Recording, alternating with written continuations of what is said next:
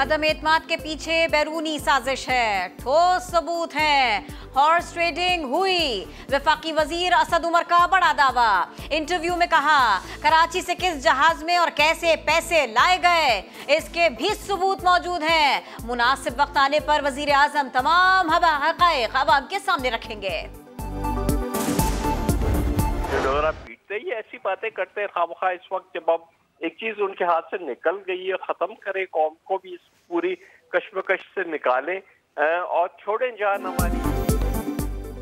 हुकूमत के पास कोई सबूत नहीं, सबूत होता तो उसी वक्त पकड़ लेते। पीपल्स पार्टी के नवेद कमर का सख्त रद्द अमल। समा से गुफ्तगू में बोले असद उमर पर सादिक और अमीन वाला आर्टिकल लगना चाहिए। पाकिस्तान मेजबान, दुनिया मेहमान। OIC वज़राए खारिजा इजलास आज होगा। पार्लियामेंट हाउस में इंतजामात मुकम्मल। राहदारी में रेड कार्पेट बिछ गए। हॉल्स को बरकी कुमकुमों और फूलों से सजा दिया गया। सेक्रेटरी जनरल OIC, सदर इस्लामी बैंक, चीन, मिस्र, कुवैत, सोमालिया, अजरबैजान समेत मुतादिद ममालिक के नुमाइंदे पहुंच गए। वजीर आजम इमरान खान इफ्तिताही सेशन से खिताब करेंगे। कॉन्फ्रेंस में कश्मीर और अफगानिस्तान की सूरत हाल, इस्लामोफोबिया और उम्मत मुस्लिमा को दरपेश मसाइल का हल तलाश किया जाएगा। OIC इजलास में शिरकत के लिए चीनी वजीर खारिजा की पाकिस्तान आमद। शाह महमूद कुरैशी का खैर मकदम।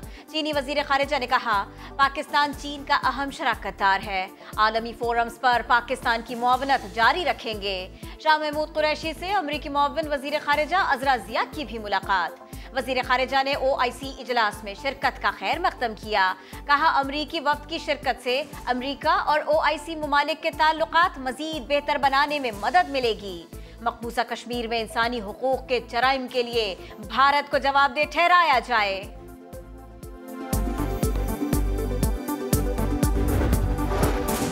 Army chief general Qamar Javed Bajwa से मिस्री वजीर खारिजा और उज़्बेकिस्तान के नायब वजीर खारिजा की मुलाकातें। इलाकाई सिक्योरिटी और दिफाई ताउन पर तबादला ख्याल। आर्मी चीफ ने कहा OIC वज़राए खारिजा कॉन्फ्रेंस तारीखी पेशरफ्त है। अफगानिस्तान में इंसानी सूरत हाल पर गौर किया जाएगा। आपको ये पता है कि ये गेम आप हार चुके हैं, तो अब आप ये जो आवाजें दे रहे हैं ये आपकी आवाजें नहीं है, ये चीखें हैं कि मुझे बचा लो, मुझे बचा लो। बचाने अब कोई नहीं आएगा। आपकी game is now over, game is now over. बगैर किसी की मदद के कामयाब नहीं हो सकती, न्यूट्रलिटी से भी कामयाब हो सकती। जिस नवाज शरीफ को आपने कहा कि उसकी सियासत खत्म हो गई, और आज उसी नवाज शरीफ ने बाहर बैठ के आपके घर में घुस के आपको मारा, घुस के आपको मारा। नवाज शरीफ बाहर बैठे हैं मगर घर में घुस कर मारा। The game is over. अब आपको बचाने कोई नहीं आएगा। मरियम नवाज की इस्लामाबाद हाई कोर्ट के बाहर मीडिया से गुफ्तगू। कहा न्यूट्रलिटी की हवा ने आपकी हवा निकाल दी। खतरनाक होने की धमकी ऑपोजिशन के लिए नहीं थी। सेनेट इलेक्शन में हॉर्स ट्रेडिंग जायज थी तो आज क्या मसला है। माओ से कहती हूँ बच्चों को इमरान खान की तकरीर न सुनवाए। जिस तरह आप खड़े होकर इल्काबाद से नवाजते हैं, बिलावल को आप कहते हैं कि उसकी उर्दू अच्छी नहीं, उसकी आप नकलें उतारते हैं। बारिश आता है। मस्खरे लगते हैं, मस्खरे लगते हैं आप जब ये काम करते हैं। तहजीब के दायरे में रह के बात करें, बाजारी जुबान इस्तेमाल मत करो। पाकिस्तान की माओं से ये गुजारिश करती हूँ कि आजकल जब एक ज़हनी तवाज़न खराब शख्स अगर टीवी पर आकर बदतमीजी करता है और बदतमीजी की तरगीब देता है तो अपने बच्चों को वहाँ से उठा दिया करें। IMF कह रहा है कि पाकिस्तान सस्टेनेबल ग्रोथ पे निकल गई है। जो सबसे हमारा बड़ा मसला था कि हमारे खर्चे ज्यादा थे, आमदनी कम थी, हम वो पहली गवर्नमेंट आई है जो उस तरफ अब निकल गई है कि अपनी आमदनी उठाती जा रही है और इंशाल्लाह अपने खर्चे मिलेंगे ताकि हमें किसी के सामने गुलामी ना करनी पड़े। चाहता हूँ मुल्क को किसी की गुलामी ना करनी पड़े। वजीर आजम इमरान खान कहते हैं मेरिट खत्म होने से बदउनवानी को हवा मिलती है। इमरान खान की जेर सदारत सियासी कमेटी की 4 रोज में चौथी बैठक। तहरीक अदम एतमाद को नाकाम बनाने पर मुशावरत। असद उमर ने कहा जमहूरियत जिस कदर हराम के पैसों के असर और रसूख से बाहर होगी उतनी ही ताकतवर होगी। शहबाज गिल कहते हैं मुल्क की सालमियत पे कोई भी न्यूट्रल नहीं रह सकता।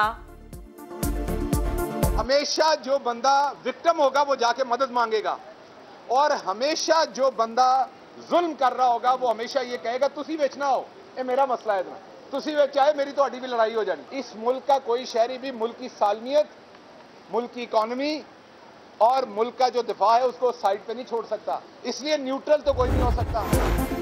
किसी को वोट देने से नहीं रोका जा सकता। आर्टिकल 63A की तशरीह से मुताल्लिक सदारती रेफरेंस की समाअत के दौरान चीफ जस्टिस के रिमार्क्स। कहा मुतालिका आर्टिकल पार्लिमानी पार्टियों के हुकूक की बात करता है। अदालत का केस पर लार्जर बेंच तश्कील देने का फैसला। जस्टिस मुनीब अख्तर ने अहम सवालात उठा दिए। कहा आईन की किस शिक के तहत रुकने असेंबली आज़ादी से वोट डाल सकता है। कोई जमात रोके और उसका रुकने असेंबली चला जाए तो क्या होगा। आर्टिकल 95(2) के तहत रुकन की इनफरादी वोट की हैसियत नहीं। नवाज शरीफ और बेनजीर भुट्टो केस में अदालत ऐसी ऑब्जर्वेशन दे चुकी है। अदालत ने सियासी जमातों को नोटिस जारी कर दिए। 24 मार्च को समाअत होगी।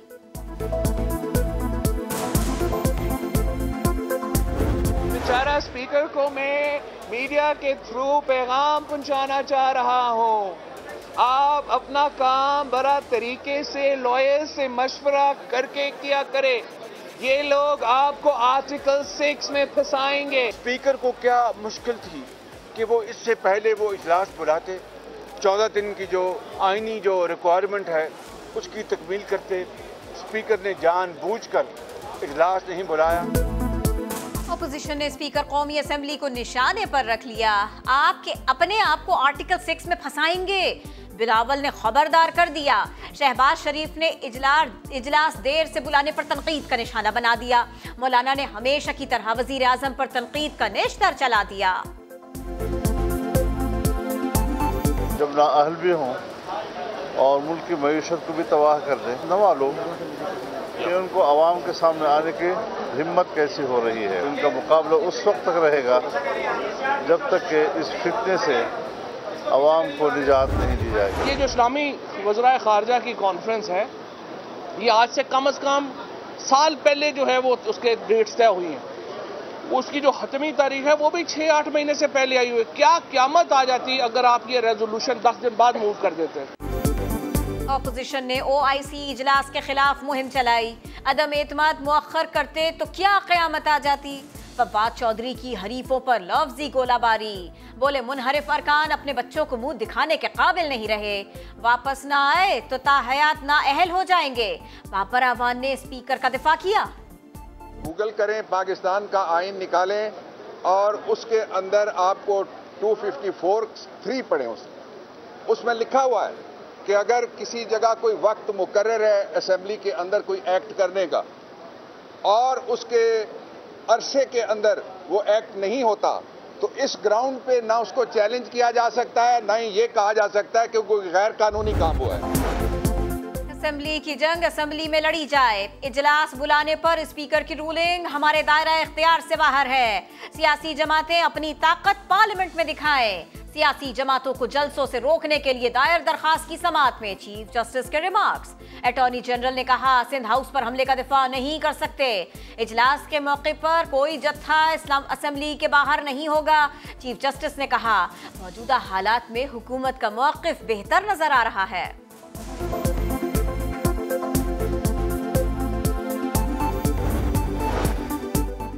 चौक खाली रहेगा। ऑपोजिशन के लिए H9 में जलसा करने का ऑप्शन।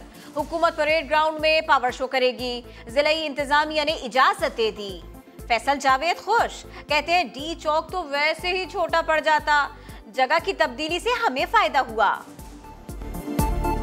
ये जो वेन्यू की तब्दीली होगी ये भी हमारे लिए जबरदस्त हो गया है। लाखों लोग पहुंच रहे हैं। डी चौक तो छोटी जगह पड़ जानी थी, अब अल्लाह का शुक्र है कि हम बड़ी जगह पे जलसा करेंगे। मैं पूछ रही हूँ आपके अपनी दानिश में आप समझते हैं कि टीपू सुल्तान है इमरान खान साहब? देखें, हर दौर का टीपू सुल्तान अलग होता है। वो उस दौर का टीपू सुल्तान था, ये इस दौर का टीपू सुल्तान है क्योंकि खड़ा है ना। वक्त के टीपू सुल्तान अगर आप कह रहे हैं तो सर शिकस्त तो हो गई थी ना सर। अल्जाब याद है आपको? आखिरी जीत हक की होती है। आज कोई टीपू सुल्तान को याद करते हैं, मीर जाफर मीर सादिक को कोई याद नहीं करता, और बाकी अभी शिकस्त हुई कहाँ है। अली मोहम्मद खान ने वज़ीर आज़म इमरान खान को वक्त का टीपू सुल्तान करार दे दिया। प्रोग्राम 7 से 8 में मेजबान और मेहमान में दिलचस्प मुकालमा। सवाल हुआ टीपू सुल्तान को शिकस्त हुई थी, क्या अंजाम भी याद है? अली मोहम्मद खान बोले आज लोग टीपू सुल्तान को याद करते हैं, मीर जाफर और मीर सादिक को नहीं। हुकूमत को अभी शिकस्त नहीं हुई।